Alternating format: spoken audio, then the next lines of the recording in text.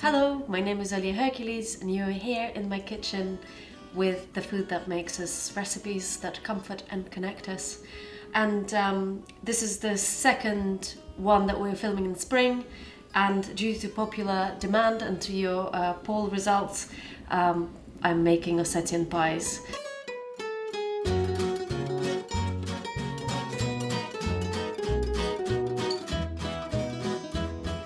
We still have a little bit of wild garlic left, so we're gonna put it in, but as always you can use chard or any other dark greens, or if you've frozen some of it, it can be used inside the pie. Ossetia is the country north of Georgia. Unfortunately, has been messed around with a certain neighbor that we all love so much.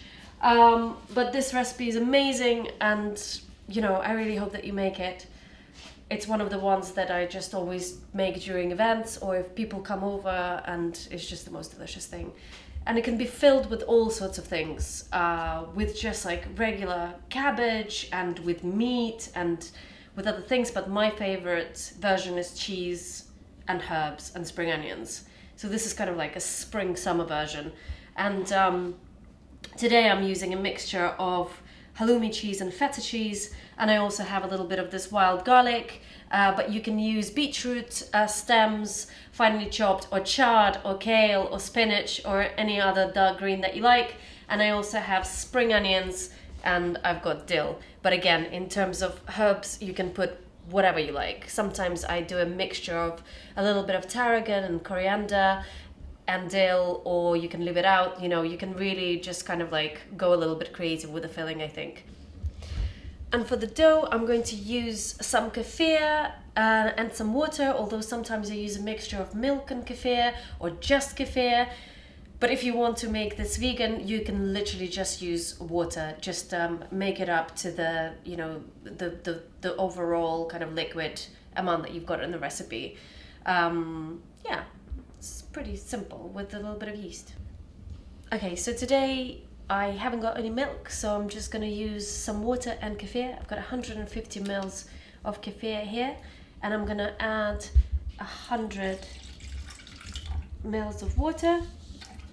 And you know, just give it a quick whisk. Then 7 grams to 10 grams of yeast. Don't stress out if it's 1 or 2 grams on the other side. Just give it a good whisk. If your yeast has been kept somewhere out of the fridge, even the dry one, and you're just not sure if it's, you know, active, just leave it be like this for a little bit, and then once you see the froth coming up, that means that it's active and you can go ahead with the rest of the recipe. I know that my yeast works pretty well, so I'm just gonna add the stuff in. So this is kefir, water, yeast.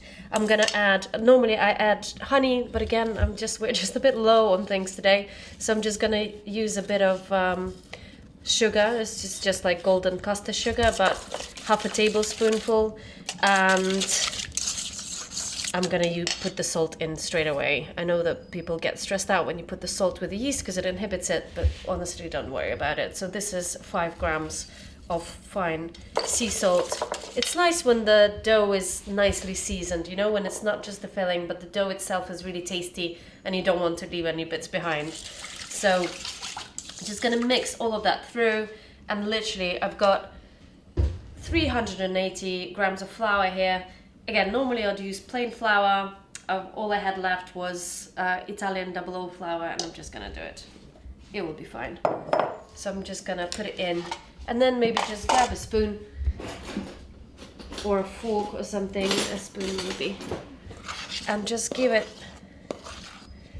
a quick kind of mix through like that until it looks really weird and shaggy. And it's going to be just a little bit wet,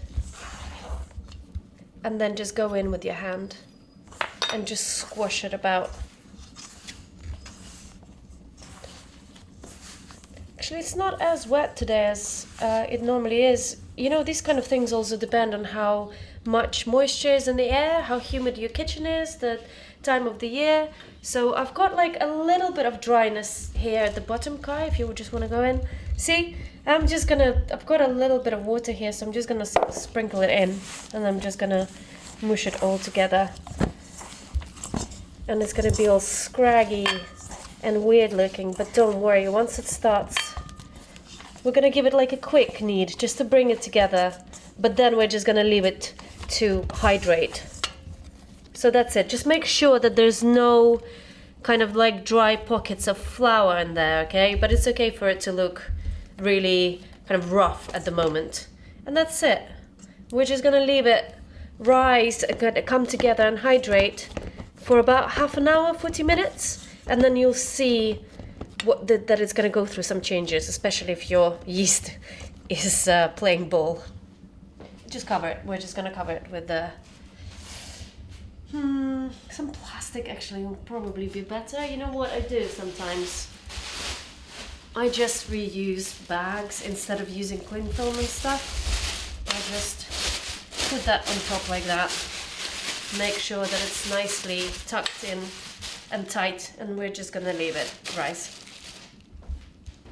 So with the cheese, you know, depending on what you use, and you can use all sorts of things. If you can get hold of Ogle Shield, I really like it, or raclette, or just cheddar cheese. I mean, like, and to be honest with you, cheese, it's good. Cheese is good. This is it. This is my message to you. I love cheese. So just gonna crumble the feta in just like that with my fingers, because that's the easiest. And then for the halloumi, I'm just going to grate it on the rough side of the grater. Just like that. Don't worry if there's like bigger bits falling off or whatever, it's all going to melt inside and it's going to be delicious. So big messy halloumi grating here. And that's it. So that's your cheese. Again, if you're using another cheese, just figure out if it's crumbly, or if it, you know, you can even use like goat's cheese or something, and maybe it will just, you have to be broken up a little bit. But that's it. That's my cheese. Just gonna give it a quick kind of like mix through so the feta and the halloumi mix together. If you can find like a Polish twaróg, or if you know, if you've made a Ukrainian syr, which is basically an equivalent of twaróg, you can use that as well. It's just going to be a little bit juicier. Then for the herb bit, if I use chard leaves instead of garlic, I sometimes melt a little bit of butter in the pan and add some sliced garlic and let it kind of like not color but become like soft and like mellow, and then I chuck like a whole load of chopped chard in, just to kind of like wilt it a little bit and to cook the stalks through a little bit. But with this situation here where I've got wild garlic, I've got some spring onions, and I've got some dill, I'm just going to chop everything really finely and keep it fresh. So I'm just gonna mix it with the cheese, and then we're gonna fill the breads when the dough has risen. So just kind of like line it up roughly. So that's our wild garlic. Actually, I'm just going to, you know, bend it in two almost, and then watch your fingers, and then I'm just going to slice it as finely as I can, so it has time to cook through inside the dough. Just like this. Smells amazing. But again, chard, kale, spinach, more herbs, or just, you know, like put more spring onions in. You can really play around with this bit. And then I'm just gonna add it to the cheese. And then the spring onion. If yours are really thin, just slice them across, that's fine. Mine are a little bit chubby, so I'm just going to slice in half lengthways. Just like that. And then I'm gonna, and then I'm just going to slice just like that. Make sure that your claw is a claw and you don't cut your fingertips off. Put it in, and then we're gonna put all of this dill in as well. So again, if it's just the ends, just kind of bunch it up a little bit and hold it with these fingers, and then keep these upright so you don't cut yourself. And then I'm just going to chop through. Okay, then we're just gonna season this and it's done. Easy and delicioso. Okay, oh, the smell of dill really, oh, I can't even tell you how nostalgic it makes me. Okay, salt. Where did I put it? Let's just grab some salt.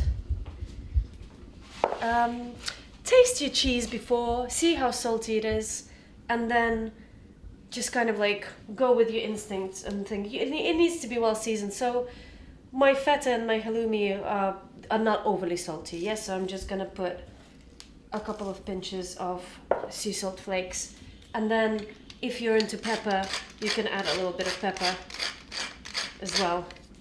And then I'm just going to grab a spoon or a fork, whatever, and I'm just gonna give it and look at this. Another green that you can put in is sorrel, if you happen to grow it or if you can find it easily. Or beetroot leaves. Beetroot leaves are really, really good here as well. Or any kind of like tops that we normally think to throw away, you know what I mean? Like even things like radish tops or turnip tops, or any greenery that is delicious, but you're just like, oh, it just needs a little bit of something to make it really sing. And I think cheese does that. So if you've got a leaf that you're kind of like, oh God, I don't know if I want to eat carrot tops again in a pesto or whatever, you can actually mix them with a bit of cheese, make sure that you season it really well, and it is going to be really good inside of this lovely dough. The dough. So this is the second rise, for kind of like a relaxation bit. But it has actually risen. It smells nice. It smells really wonderful. I love yeasted dough. And there we are. So we've got this really nice puffy dough. Look at that nice little bubble forming here. And I was going to make 2 massive ones, but actually I think I'm going to make 4 today.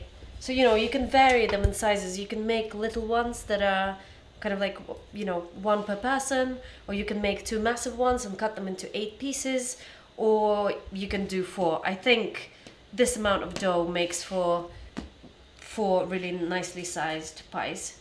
So I'm just gonna cut it in half this way, and then again this way, and then you've got nice bits here. Let me just quickly see how much one of them is. So you know, so that's, yeah, 180 grams roughly, 150, 180 grams is a really lovely size. So what we're gonna do, we're gonna keep them wrapped. The ones that we're not using, we're gonna keep them wrapped just here so they don't dry out. Just like that. And then for this, I'm just gonna use a little bit of flour. Have this ready actually. So I've got a tray, then I've got a silicone sheet, only because my baking parchment has run out. Normally I would use baking parchment. And then a little bit of semolina or flour or even polenta at the bottom. It just gives it a really nice texture and makes sure that it doesn't stick. Although the silicone sheet should be fine in general. But yeah, normally baking parchment, a little bit of semolina, and then we're gonna put the pies on. All right, so now I'm just gonna take this piece of dough and just kind of like shape it with my hands into a little, kind of like a puck, okay? A tiny, don't overflour it too much. You don't want this dough to become too dry, but just a little bit so it doesn't get stuck to the rolling pin. And then I'm gonna roll it out into a disc, okay? Something like that. And because the edges are going to go in and create kind of like quite a lot of bulk, I'm just going to make the edges a little bit thinner than the middle.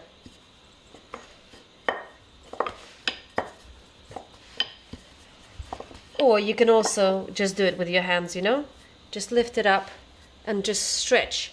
And the weight of the dough is going to help you stretch these edges out a little bit. Don't worry if it got a little bit broken, that's fine. Just patch it back together, that's okay. Maybe just one more. Okay, done. Now for our filling, I'm going to take a quarter of the filling, so we've got a good amount in each pie, something like this. It smells wonderful. Can you smell it, Kai? Incredible. Yeah, it smells so good. And then you just kind of like pack it in a little bit so it doesn't fall all over the place. And this is the way I do it. I know that traditionally maybe you would do it like this, so you know, assemble it almost like a khinkali, but I'm gonna do the folding technique that my mom uses for placinde, for a different flatbread. So I'm just gonna go in like this, like as if you're about to make an envelope, and then I'm gonna take this corner here and put it in the middle and pinch, and then again the next corner, put it in the middle and pinch here, and then again pinch, and then one more time pinch, and just like this, pinch, pinch, pinch, pinch, pinch, and then just flatten it with your hand gently, sending the filling kind of like around. And then I'm just gonna turn it around, fold side down, and then I'm just gonna give it another very gentle roll, okay? Just like that. Just roll them gently.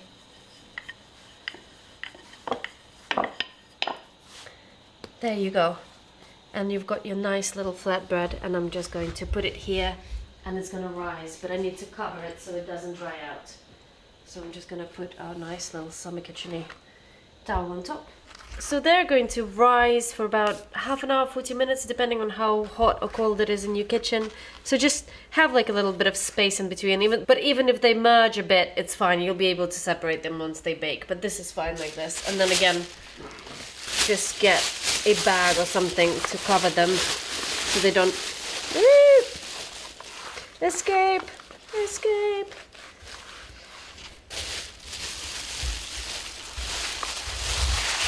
Just put this on like this so it doesn't touch it too much, so it has an opportunity to rise. And then, you know, just a bit of that as well, and we're just gonna leave them be for a bit, and then we're gonna bake them in a hot oven about 200 degrees and brush them with some butter afterwards. It's gonna be delicious. Okay, so normally just a little bit of normal butter is rubbed on the hot pies as they come out of the oven, but I'm a little bit obsessed with brown butter, so I'm going to show you how to make it. So again, as I say, you can literally just take a piece of butter and rub it over the thing, but brown butter is delicious. So I've got about, I don't know, 50 grams of unsalted butter here. I'm just going to put it into a pan. Don't worry about this, I'm going to pour it back in after. Make sure that you've got a little bowl on the side, because you don't want it to burn, and it's easy to just pour it into a bowl as soon as it's done. Okay, so my butter is in the pan, and first we're gonna let it melt, and it's going to make loads of noises, because butter naturally contains some water, and the water is gonna evaporate at first, and it's going to be quite loud and bubbly. And then, as soon as you hear it, we'll get to that in a sec, going quieter, it means that the water has gone, and now the milk solids are going to start browning. And that's what you want. You want the milk solids to brown just enough to be super tasty and not burnt. But honestly, this is not a hard thing to make at all. So there we go. The butter is in. It's almost melted. And you're gonna get loads of foam and loads of bubbling noises right now.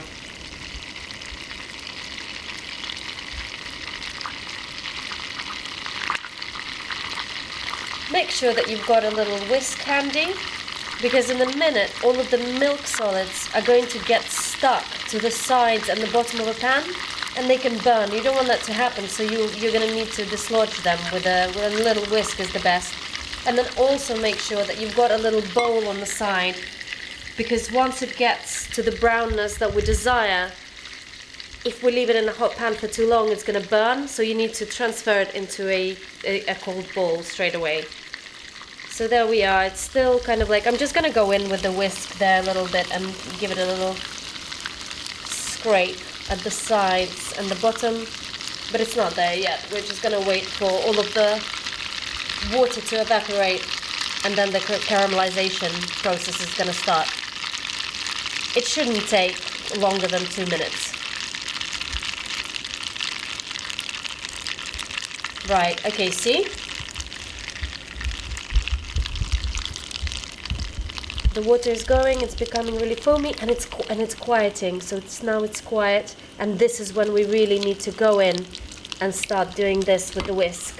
Maybe lower the heat a little bit, and look, it's already, look at the color, it's changing. We're very nearly there, and it smells like biscuits. Okay, we are ready. Look at that beautiful color, and what we're gonna do, we're just gonna pour it in here. And it smells wonderful, and this is what we're gonna use to brush our pies when they come out of the oven. It's gonna be so good. It's been 20 minutes and the pies are looking pretty good. Let me just show you. Dun, dun, dun. Look at that bubbling from the little opening there. So here we are. Delicious. Joe, they're ready! And then our brown butter, look at the color of that. If it's still butter, so it can set, and if it's set, just put it into a bowl of warm water or somewhere, or a microwave, whatever, just to bring it back to this. And then we're going to, oh yes, look at that. Just brush them generously with the butter. If you're vegan and you're not using butter, a little bit of oil over them wouldn't go amiss as well. Just use a flavorsome oil that you love, and it will also be awesome. But yeah, this is one of my favorite dishes, definitely. And actually, we had friends who, the husband was Ossetian originally, but his Ukrainian wife, Sveta, always made Ossetian pies with meat. But in the past years, I've been making these veggie ones. And then the butter will kind of like soften the dough a little bit, and it'll be really extra delicious, and obviously give it all of that flavor as well. So, Joe, do you want some? He'll be coming. And then to serve,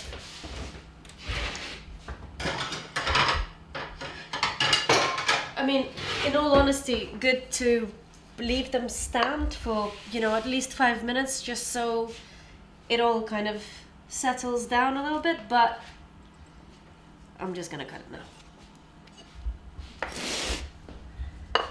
So look at that. Okay, you ready? Yeah.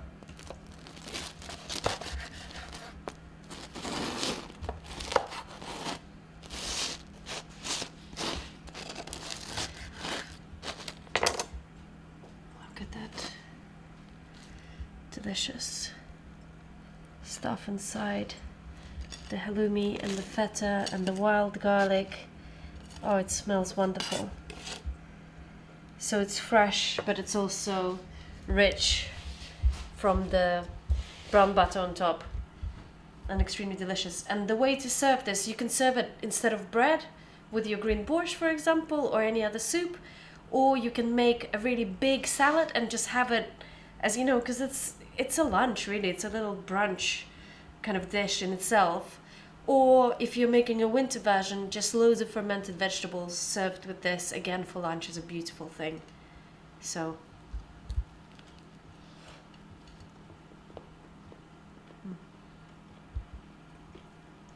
it's delicious.